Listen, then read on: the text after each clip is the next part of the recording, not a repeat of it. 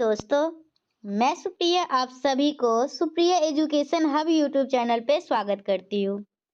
आज से हम लोग क्या कर रहे हैं, मैथमेटिक्स ऑनर्स पार्ट 2 की क्लासेस को स्टार्ट कर रहे हैं। ठीक है, सबसे पहले मैं आप लोगों को एक वीडियो दी थी जिसमें आप लोगों से पूछी थी आप लोगों को किस सब्जेक्ट का क्लासेस चाहिए पार्ट 2 का।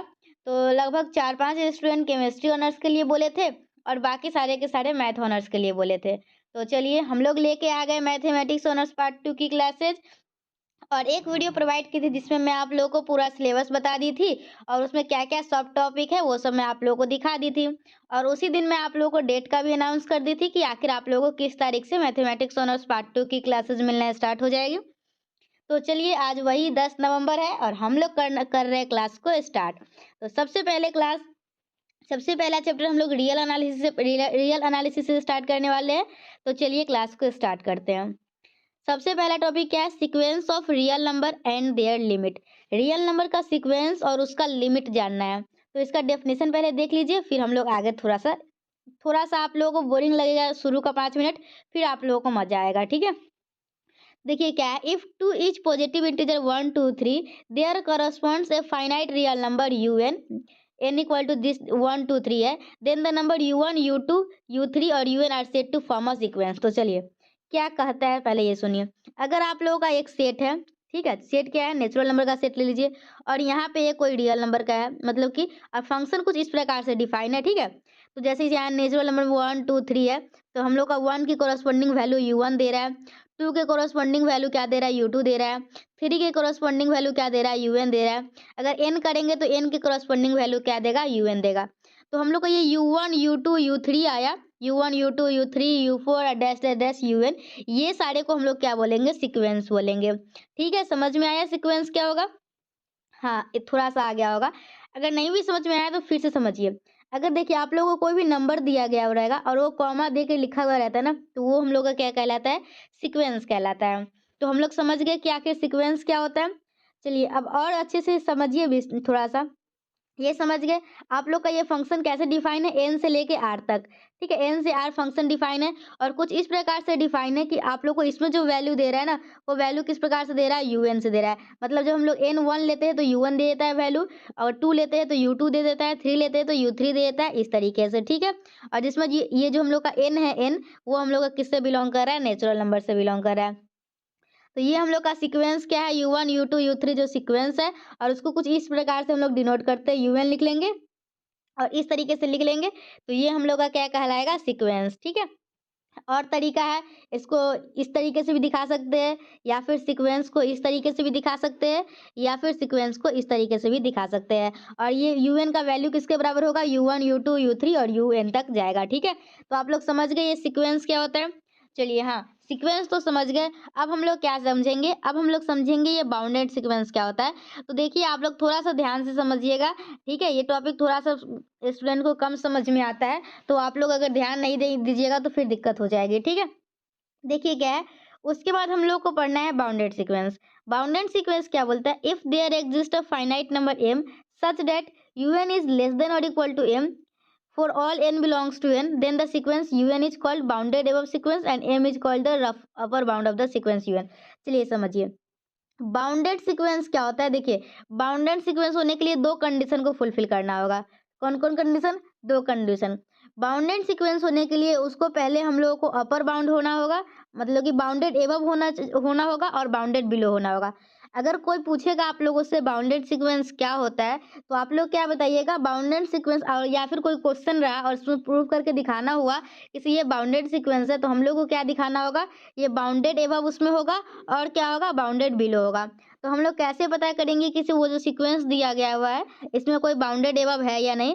तो कुछ इस प्रकार का कंडीशन को अगर सेटिस्फाई करेगा, चलिए मैं आप लोगों को एक सेट देती हूँ जिसमें क्या है 1 2 3 4। ठीक है, ये हम लोग का एक सेट है। ठीक है, यूएन मान लीजिए जिसमें एन हम लोग 4 तक लिए हैं, हम लोग का ये एक सेट है। और मैं आप लोगों से पूछूंगी इसमें कोई एक ऐसा वैल्यू एग्जिस्ट करना चाहिए जो हम लोग उससे कम सारा का सारा वैल्यू इसमें आए। तो अगर आप लोग 4 लेते हैं, ठीक है 4, तो ये यूएन सीक्वेंस में जितने भी टर्म होंगे वो 4 से छोटा होगा या फिर बराबर होगा। तो इसके लिए ये जो 4 जो है ना, ये आप लोगों का क्या हो जाएगा, ये 4 आप लोगों का हो जाएगा बाउंड, ये मतलब कि ये सीक्वेंस जो हम लोग का बाउंडेड एबव है, और इसका जो एम जो यहाँ पे बोल रहा है कोई एक खास एम से ये टर्म छोटा होगा ना, तो ये जो एम होगा यहाँ पे क्या हो जाएगा 4 हो जाएगा। और इसको अगर 4 से ऊपर जितने भी टर्म होंगे ना, ये सारे के सारे क्या हो जाएंगे 4 5 6।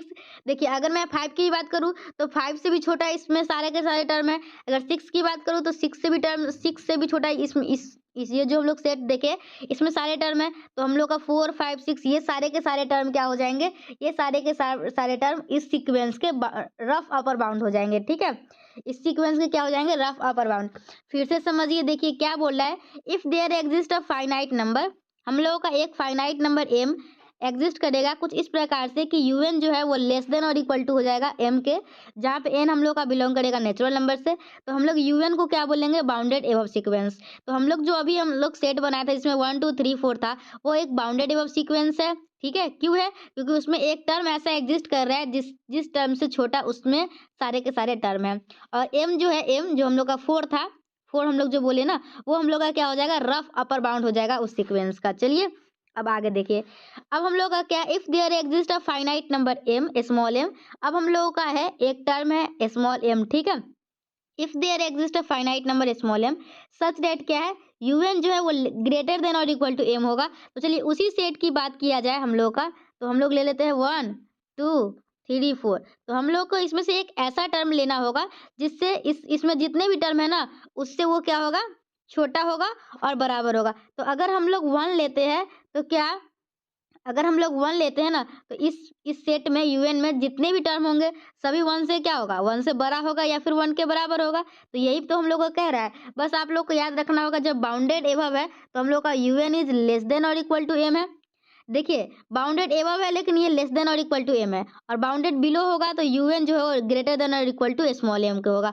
तो बस ये बात आप लोग को ध्यान रखना है, बाउंडेड बिलो के लिए क्या कंडीशन होगा। और ये जो स्मॉल एम जो है वो हम लोग का रफ लोअर बाउंड हो जाएगा, उसमें capital M rough upper bound था और इसमें हम लोग का क्या हो जाएगा small m rough lower bound हो जाएगा उस सीक्वेंस यूएन का। ठीक है, तो देखिए अब क्या है हम लोगों का a sequence U N which is bounded above and bounded below is a bounded sequence.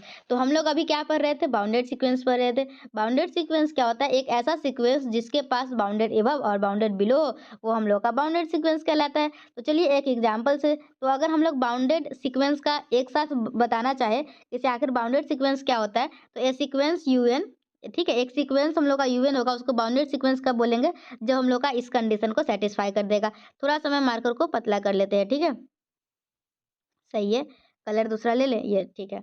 तो हम लोग का क्या है, a sequence U N is set to be bounded sequence, हम लोग का अगर ये कंडीशन को सेटिस्फाई होता है। ठीक है, बाउंडेड एबव का कंडीशन क्या था, u n is less than M, और बाउंडेड बिलो का कंडीशन क्या था, यूएन इज ग्रेटर देन और एम। अगर दोनों को कंबाइन करके लिखना चाहे तो यूएन यहाँ लिख लीजिए, यूएन क्या है, ये कैपिटल एम से छोटा और बराबर है, और ये क्या है यूएन, यूएन की तरफ मुंह खुला हुआ है, और ये है, तो हम लोग का इस कंडीशन को सेटिस्फाई करता है तो हम लोग क्या बोलते हैं, ये बाउंडेड सीक्वेंस है। तो बाउंडेड सीक्वेंस आप लोग को समझ में आया। ऐसा कोई भी स्टूडेंट नहीं होना चाहिए जो मेरे क्लास करे और उनका एग्जामिनेशन में अच्छा स्कोर ना आए या फिर उनको समझने में कोई दिक्कत हो। ठीक है, चलिए अब हम लोग का क्या है देखिए, अब हम लोग समझेंगे list upper bound of a sequence, और लिस्ट अपर बाउंड को हम लोग सुप्रीमम के नाम से भी जानते हैं। ठीक है, तो कहीं सुप्रीमम लिखा रहेगा तो आप लोग कंफ्यूज नहीं होइएगा। अगर आप लोग बुक खरीदते हैं तो उसमें सुप्रीमम इन्फीमम निकालने के लिए बहुत सारे क्वेश्चन उसमें रहता है। ठीक है, तो हम लोग का क्या है देखिए, list upper bound of a sequence हम लोग समझेंगे। तो the list among all the rough upper bound of a sequence is called the list upper bound. चलिए मैं आप लोग को डिटेल कर एक्सप्लेन करती हूँ। हम लोग को क्या बोलता है देखिए, the list among all the rough upper bound, सबसे पहले आप लोग को समझना होगा जो रफ अपर बाउंड है वो क्या क्या है। ठीक है, तो चलिए हम लोग यहाँ पे देखिए 1 2 3 4 एक सेट लिए थे, इसमें हम लोग का अपर बाउंड क्या था 4 था, तो सिर्फ 4 थोड़ी अपर बाउंड था, 4 भी होगा 5 भी होगा 6 भी होगा 7 भी होगा। क्यों सारे के सारे अपर बाउंड होंगे, क्योंकि ये सारे टर्म से छोटे इसमें सारे के सारे टर्म आ रहे हैं, तो ये सारे का सारा टर्म क्या हो जाएगा रफ अपर बाउंड। तो ये जितने भी रफ अपर बाउंड है ना, तो उसमें जो सबसे छोटा होगा ना वो आप लोगों का क्या कहलाएगा लिस्ट अपर बाउंड। देखिए ये सारा का सारा टर्म है, इसमें सबसे छोटा है मतलब लिस्ट अपर बाउंड आप लोगों का क्या हो जाएगा 4 हो जाएगा। तो यही आप लोगों का लिस्ट अपर बाउंड है, और लिस्ट अपर बाउंड को हम लोग क्या बोलते हैं सुप्रीमम बोलते हैं। आप लोगों को समझ में आ रहा है। चलिए इसका एक अल्टरनेट डेफिनेशन क्या है, देखिए ये जो अल्टरनेट डेफिनेशन है ना, इसका हम लोग प्रूफ करेंगे ना तो उसमें यूज होगा। ठीक है, हम लोग जब जहाँ भी हम लोग को ये यूज करना होगा, जैसे ये बाउंडेड सीक्वेंस है, मतलब ये बाउंडेड एबव होगा और बाउंडेड एबव का होगा तो ये कंडीशन सेटिस्फाई करेगा। तो आप लोग अभी से ही ध्यान दे दीजिए, अगर आप लोग का बेसिक सही रहेगा तो फिर आप लोग को प्रूफ में बहुत ही मजा आएगा। ठीक है, तो देखिए क्या है आप लोग का alternate definition, if there exist a number m such that, कैसे एग्जिस्ट कर रहा है, अगर वो un इज लेस देन और इक्वल टू m है, मतलब आप लोग का un जो टर्म है वो क्या है, बाउंडेड एबव है, तो हम लोग का सेकेंड कंडीशन क्या सेटिस्फाई होना चाहिए, un जो है un वो ग्रेटर होना चाहिए किसके, m माइनस एप्सिलॉन के, for at least one value of m where epsilon is arbitrary small positive number, कोई एक वैल्यू के लिए ये कंडीशन सेटिस्फाई होगा जहाँ पे एप्सिलॉन जो होगा वो बहुत ही छोटा नंबर होगा। ठीक है, तो वहाँ पे हम लोग क्या बोलेंगे, एम जो है हम लोग का लिस्ट अपर बाउंड है किसका, सीक्वेंस यूएन का। ठीक है, चलिए अब हम लोग लिस्ट अपर बाउंड समझ गए। अब हम लोग समझेंगे क्या, greatest lower bound of a sequence, इसको हम लोग क्या बोलते हैं, इन्फीमम। लिस्ट अपर बाउंड को बोलते हैं सुप्रीमम, ग्रेटेस्ट लोअर बाउंड को बोलते हैं इन्फीमम। देखिए इन्फीमम क्या होगा, जैसे हम लोग एक सेट लिए थे ना, एक सेट क्या लिए थे, 1 2 3 4, तो हम लोग का सबसे पहले जो हम लोग क्या पढ़े थे, बाउंडेड बिलो पढ़े थे, तो उसमें हम लोग का क्या था, यूएन इज ग्रेटर देन और एम, तो हम लोग यहाँ पे कौन सा टर्म लिए थे, 1, और 1 से सारा का सारा टर्म इसमें बड़ा था, तो अगर हम लोग 0 भी लेते हैं तो 0 से भी तो ये सारे के सारे टर्म बड़े हैं ना, तो ऐसे ही हम लोग बहुत सारे टर्म हो सकते हैं। ठीक है, तो हम लोग का क्या आएंगे, जो 1 होगा, 0 होगा और भी होगा, तो जितने भी हम लोग को रफ लोअर बाउंड होंगे ना, तो उसमें से जो सबसे हाईएस्ट होगा ना, वही हम लोग का क्या कहलाता है, ग्रेटेस्ट लोअर बाउंड, तो हम लोग का वही टर्म हो जाएगा। तो हम लोग इसके लिए, ये सेट के लिए हम लोग का क्या हो जाएगा, 1 हो जाएगा। तो यहीं पे यही मतलब कि डेफिनेशन में दिया हुआ है, the greatest among all the rough lower bound of a sequence is called the greatest lower bound of a sequence, तो ये हम लोग का क्या कहलाया, ग्रेटेस्ट लोअर बाउंड कहलाया। तो आप लोगों को अभी तक क्लियर हुआ कि आखिर सीक्वेंस क्या होता है, बाउंडेड सीक्वेंस क्या होता है, बाउंडेड एबव क्या होता है, बाउंडेड बिलो क्या होता है, और क्या था, लिस्ट अपर बाउंड क्या होता है, ग्रेटेस्ट लोअर बाउंड क्या होता है, सुप्रीमम किसको बोलते हैं, इन्फीमम किसको बोलते हैं। चलिए आप लोग ये इन्फीमम मतलब कि ग्रेटेस्ट लोअर बाउंड है ना, तो इसका आप लोग एक एग्जाम्पल समझ लीजिए, क्या है, if there exist a number m such that, अगर m जो हम लोग का कुछ इस प्रकार से एग्जिस्ट कर रहा है, un इज लेस देन और greater, sorry un is greater than और इक्वल टू m, तो हम लोग का un जो होगा वो un क्या होगा, लेस देन होगा किसके, m प्लस एप्सिलॉन के, जहाँ पे एप्सिलॉन क्या होगा, एक बहुत ही छोटा नंबर होगा। ठीक है, और जहाँ पे हम लोग का क्या हो जाएगा, m is called the greatest lower bound हो जाएगा, स्मॉल m जो होगा वो क्या हो जाएगा, ग्रेटेस्ट लोअर बाउंड हो जाएगा उस सीक्वेंस का। तो चलिए अभी तक जितने भी टर्म थे ना, वो मैं आप लोगों को पढ़ा दी हुई हूँ। अब हम लोग क्या करेंगे, कुछ क्वेश्चन कर लेंगे और हम लोग अपने जितने भी अभी कंसेप्ट सीखे हैं ना, वो सारे कंसेप्ट को मजबूत कर लेंगे। ठीक है, तो चलिए देखिए क्या है आप लोग का, let us consider a sequence, एक हम लोग का सीक्वेंस है, क्या है, 1/2 है, 2/3 है, 3/4 है, इस तरीके से है। मतलब अगर आप लोग इसको n टर्म्स में लिखना चाहिएगा तो ये 1 2 3 जा रहा है, तो मतलब n है, और यहाँ क्या है 2 3 4, मतलब n+1 से स्टार्ट हो रहा है, तो ये हम लोग का क्या है, सीक्वेंस है इसका।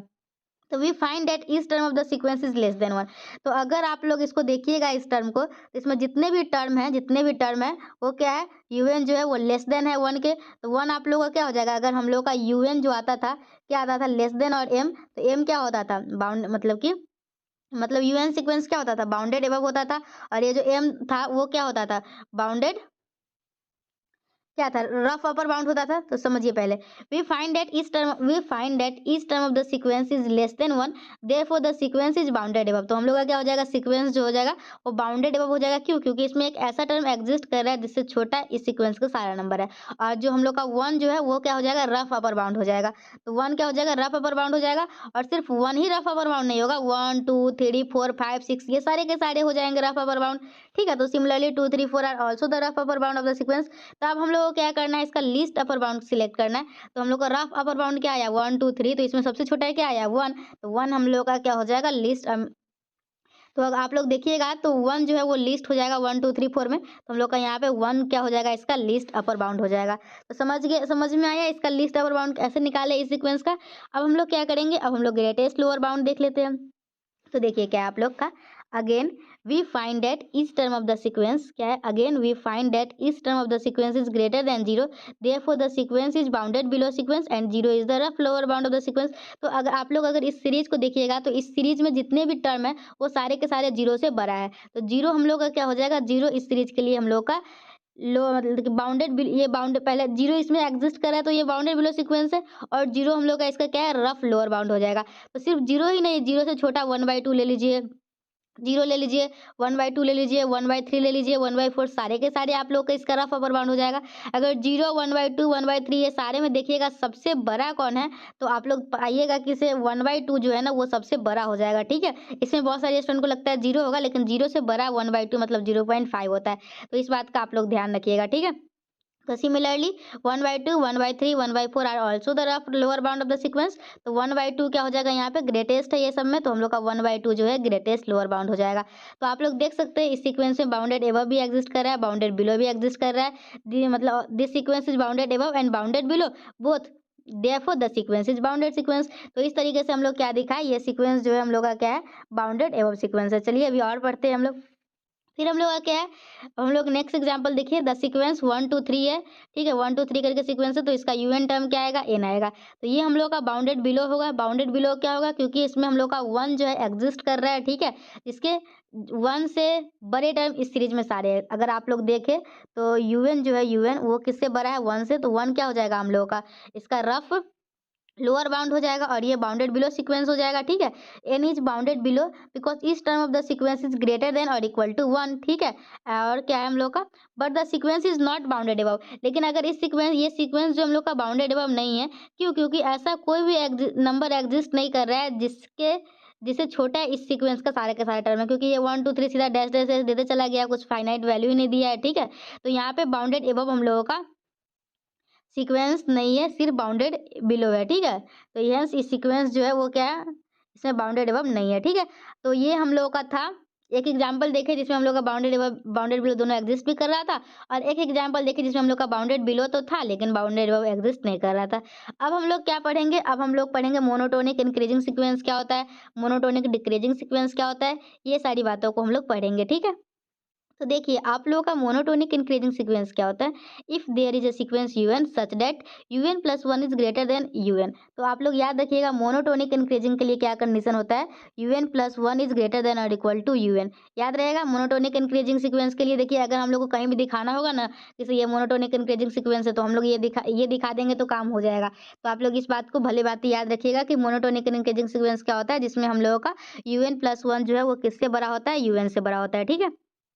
तो if there is a sequence un such that un plus 1 is greater than un for all n, ठीक है। तो हम लोग ये क्या क्या बोलेंगे, तो हम लोग बोलेंगे un जो है वो मोनोटोनिक इंक्रीजिंग सीक्वेंस हो जाएगा। एग्जाम्पल में ले लीजिए, ठीक है।